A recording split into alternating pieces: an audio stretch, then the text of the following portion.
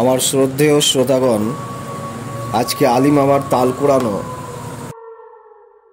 এই ঘটনাটি আজকে শোনাতে চলেছি। চারিদিক ঘন অন্ধকার, যেন আলকাতরার কুয়াশা ঝরছে।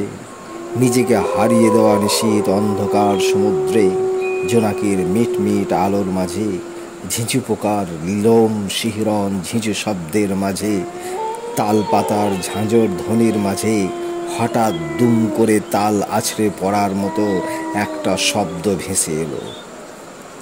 আলি, ও তাল কুড়াতে যাবি না? দিক বিদিক জ্ঞান শূন্য দিশেহারা ঘুমন্ত যাত্রীর মতো নিশি ডাকের টানে আধো চোখ খোলা মাতালের মতো নিদ্রিত চোখে টলতে টলতে হাঁটতে লাগলাম। সামনে যে কোনো কিছু আছে তাও জানি না, পেছনে যে কে আছে তাও জানি না, শুধু চলছি চলছি চলছি। হঠাৎ একটা বস্তা সামনে চলে এলো। আনমনে বস্তাটা নিয়ে ফেললাম, সঙ্গে তাল কোরানোর নেশা। এই দুটো অস্ত্র দিয়েই হাঁটতে লাগলাম। রাতের আঁধার ছিঁড়ে আমরা দুইজন হাঁটছি, যেন রাতের আঁধার গহ্বরে হেঁটে যাওয়া দুটি কালো কালো শয়তান। বাড়ি থেকে কিছু দূরে যাওয়ার পর ব্রাহ্মণী নদীর তীরে গ্রামের ধারে সারি সারি তালের বাগান, পাশে বহু পুরাতন কবরস্থান, পাশে দুটি পুকুর, আর পুকুরে নাকি শয়তান থাকে। আঁধারের মধ্যে একটু ফর্সা, যেন কিছু বোঝা যায় আর কিছু বোঝা যায় না, কিছু দেখা যায় আর কিছু দেখা যায় না। এমন পরিবেশে জমিনের দিকে তাকিয়ে দেখি বিছান পাড়ার মতো তাল পড়ে আছে। আমি তাল কুড়াই আর বস্তায় ভরি। আমার সঙ্গে থাকা সেই কালো মূর্তিটাও হঠাৎ হঠাৎ তাল এনে দেয়, সেটাও ভরি। আমায় বলে, বারবার বলে, আর নিবি না, আর নিবি না, আরো তাল ভর, আরো তাল ভর। আমি তার কথা মতো তাল কুড়াই আর বস্তায় ভরি।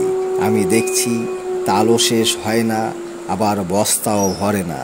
তারপর দেখি সে হঠাৎ পুকুরের মাঝে গিয়ে তাল কুড়োচ্ছে আর আমাকে তাল নিতে বলছে।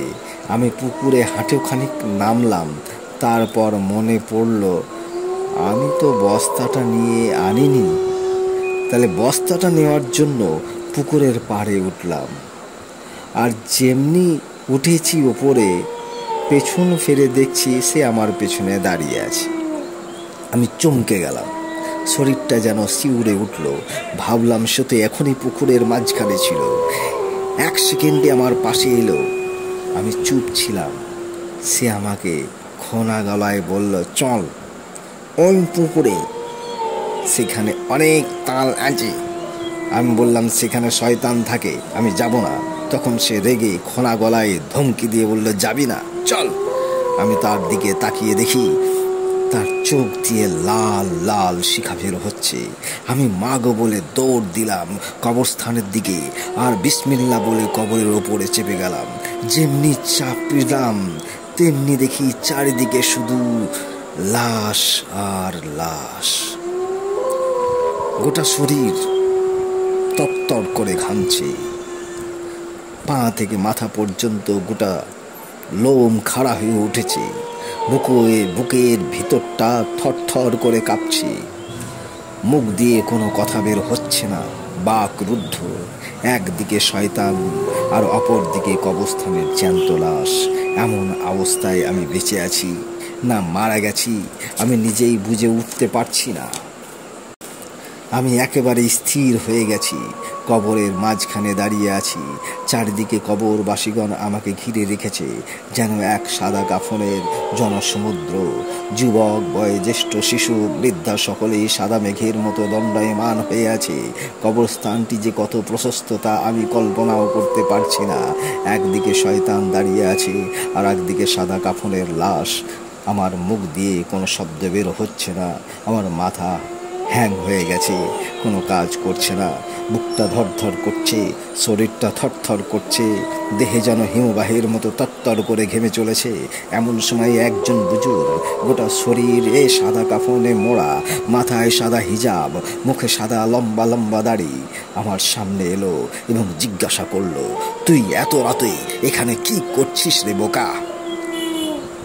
আমি আঙুলের ইশারায় শয়তানের দিকে দেখালাম। ও আমাকে তাড়ছে। বন্ধুগণ, এরপর কি হয়েছিল পরবর্তী এপিসোডে বলা যাবে। আপনার নিজের ভৌতিক অভিজ্ঞতাগুলোকে অন্যের কাছে পৌঁছে দিতে আপনার ঘটনাটি আমাদেরকে লিখে পাঠান। আমাদেরকে ইমেল করে পাঠাতে পারেন কিংবা ভয়েস রেকর্ড করে এই হোয়াটসঅ্যাপ নাম্বারে পাঠাতে পারেন। অডিও ক্লিপের সঙ্গে নারায়ণপুর ভূত এফএমের সঙ্গে আপনারা যুক্ত থাকুন ও আপনাদের অভিজ্ঞতা শেয়ার করুন। আমরা আপনাদের অভিজ্ঞতাগুলিকে এবং ভৌতিক ঘটনাগুলিকে তুলে ধরার চেষ্টা করব।